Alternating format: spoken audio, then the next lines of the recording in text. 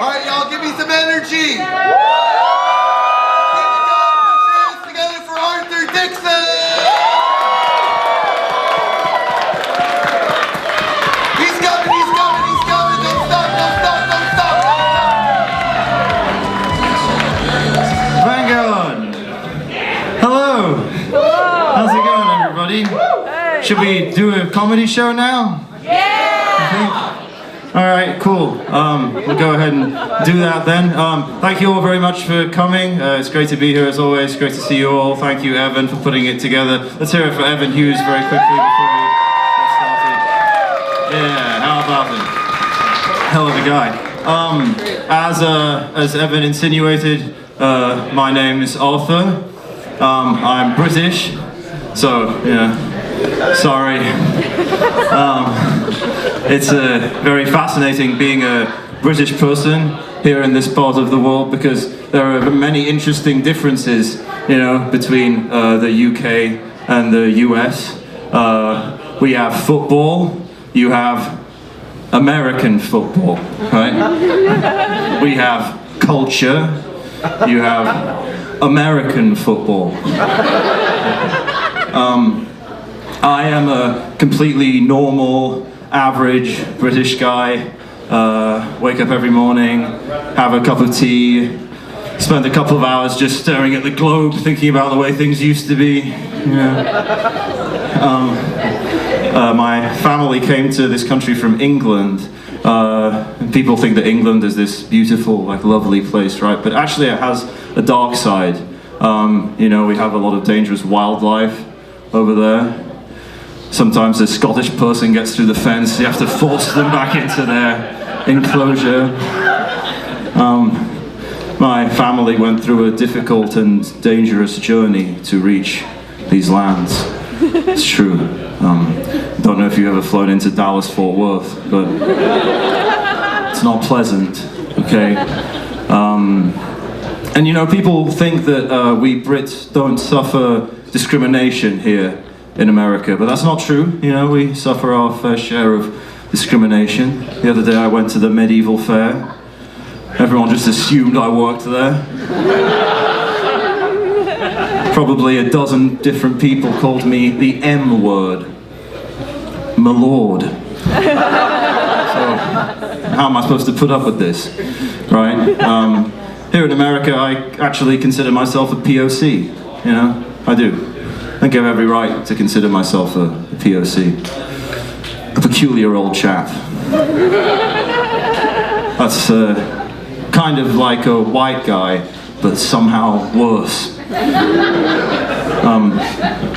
Although we Brits do have a strange and warped perception of what the word white actually means. For example, we drink a lot of tea, as you might know, and it's black tea, but we put milk in it, and then we say that it's white tea. But black tea with milk in it isn't really white, you know. I believe the technical term is light-skinned, if my limited research is correct. But nobody seems to call it that, though. The other day I went to the cafe and I asked the server there, would you please give me some light-skinned tea? And she just told me all these rumors about Drake.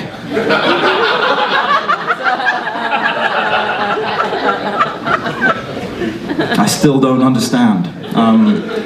Something was lost in translation, I suppose. But that's okay. I'm used to that kind of misunderstanding because although my folks came here from across the proverbial pond, I actually grew up and spent most of my life here in Oklahoma. In fact, in a relatively small town called Ardmore, Oklahoma. Is anyone familiar with Ardmore, Oklahoma? Wow.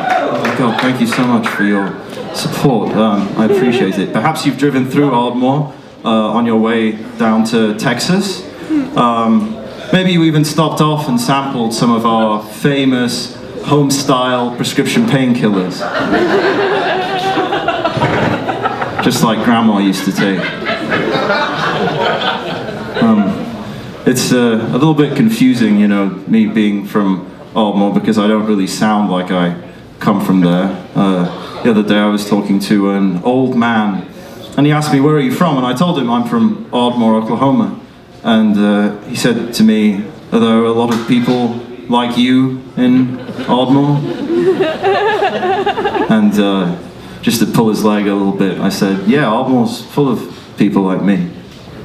And he said, "Wow, a whole town full of gay people." That's very brave. He was pretty progressive for an old man. Being from Ardmore, I developed some tastes that you might not expect. I developed a taste for certain things that are considered more rural or country even. For example, I'm a big fan of the rodeo. I particularly love the PBR, professional bull riding. Any fans of the PBR in Vanguard this evening? Wow, big PBR crowd, great. Yeah, I really enjoy it. In case you're not familiar with it, in the PBR, what you do is you have to stay on the back of a raging bull for 8 seconds, right? And just keep a grip on its muscular back. It's very exciting to watch. I'm such a big fan that I'm actually working on setting up a new league at the moment. It's called the PDR, Professional Dick Riding. In the PDR, you have to explain why Elon Musk is a genius for 8 seconds, while maintaining a grip on any real-life friendship that you may have. So far, no one has succeeded. Another small-town taste that I enjoy is country music. Are there any fans of country music here at Vanguard? Nice, very good. How about anyone who doesn't like country music? Also comment, and that's fine. I completely understand. I think that there are many good reasons to not like country music. Country music can be very degrading towards certain groups, I think. Women, especially. That's why I always prefer to call it vaginary music. As a gesture of respect. But country music is it's trying to clean up its act a little bit, I've noticed. You know, some groups have even changed their names in order to get with the times politically, right? Like Lady A used to be Lady Antebellum, right? The Chicks used to be the Dixie Chicks.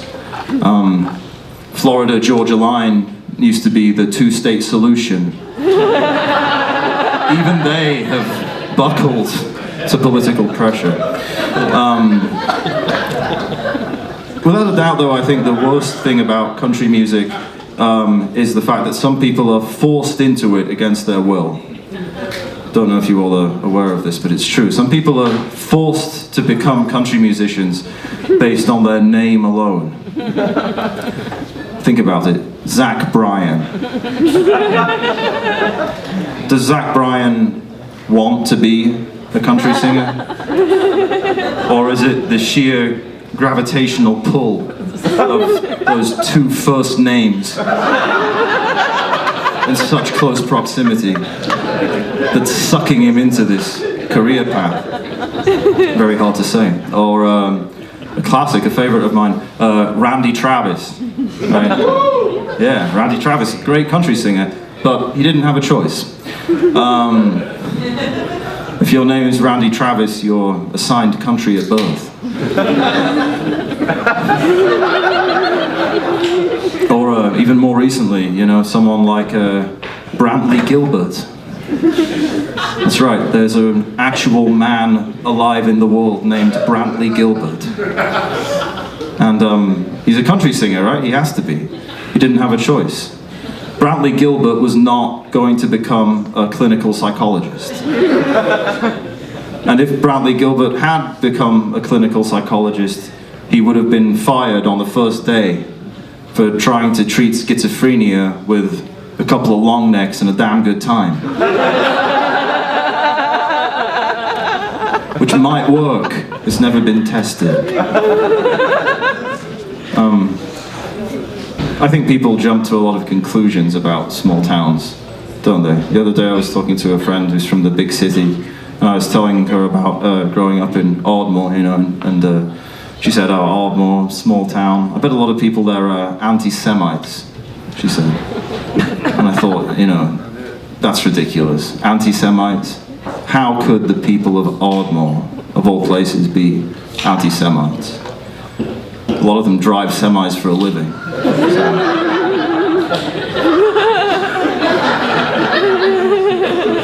Just thought that was absurd.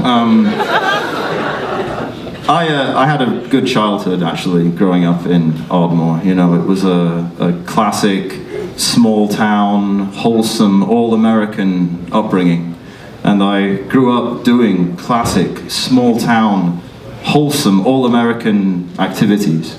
You know, I grew up hunting, fishing, floating the river, swimming in the creek, you know, sleeping out under the stars, saying the N-word, you know, classic, wholesome, all-American, the kind of stuff the founding fathers would have wanted, you know. That's just a little joke. And it's a terrible joke in many ways. But at least it obviously is a joke. I mean, look at me. You all see me. I'm obviously not the kind of person who would ever really enjoy outdoor activities. It's just another part of the joke. I actually do enjoy outdoor activities, and I do not enjoy saying the N-word. In fact, to this day, I live my life according to the official motto of Ardmore Public Schools, where the only N-word on our mind is knowledge. All right, I'm off then. Thanks. Let's hear it for Evan Hughes.